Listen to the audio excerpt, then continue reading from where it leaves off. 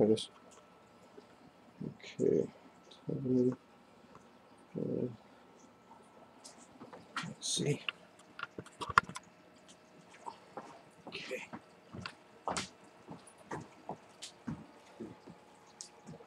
What is it that you do?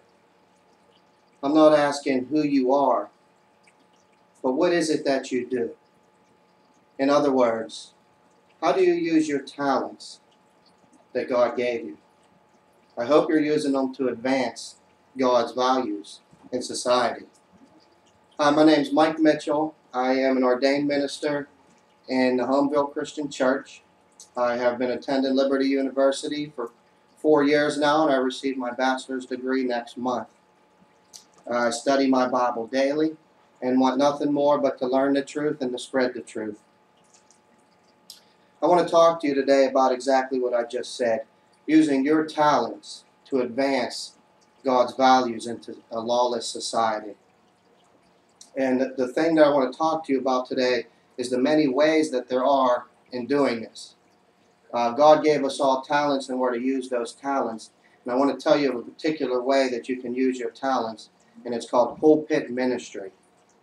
What is pulpit ministry? It's when an evangelist is selected to be the leader of the church and he gives a sermon every Sunday. We know that. But there's so much more to pulpit ministry. So you say, okay, pulpit ministry, but don't you have to have a special calling to be an evangelist or a preacher? Well, some believe that. Some believe that God puts a desire in your heart to be in pulpit ministry, and they get that from Psalm 37:4. But others believe it's just a noble decision that that person has made as an individual. But regardless to your decision or why you believe a person is called to pulpit ministry, it's still a wonderful platform for advancing God's values into society. Now, we all know that as an evangelist, you are to deliver the gospel, but it's more than just delivering the gospel. It's also teaching God's values. Now, the good thing about pulpit ministry, the first point I'd like to make, is that you're given the unique opportunity to stand behind the pulpit and talk to multitudes of individuals, whether it's 20 individuals or 200 individuals. You're given that opportunity to teach God's values to the people. And in turn, they take those values out into society. Like Emerson said, Ralph Waldo Emerson said, preaching is the expression of moral sentiments applied to the duty of life. You see, it's more than just a half-hour sermon on Sundays.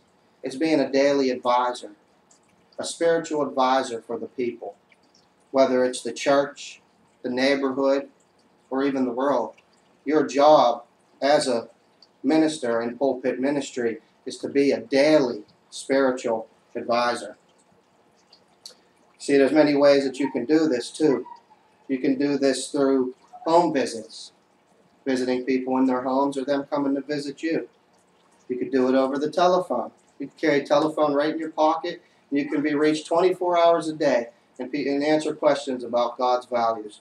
What better talent is there and opportunity is there than to be able to do God's work 24 hours a day? And then we have electronic media like we have right here via the internet.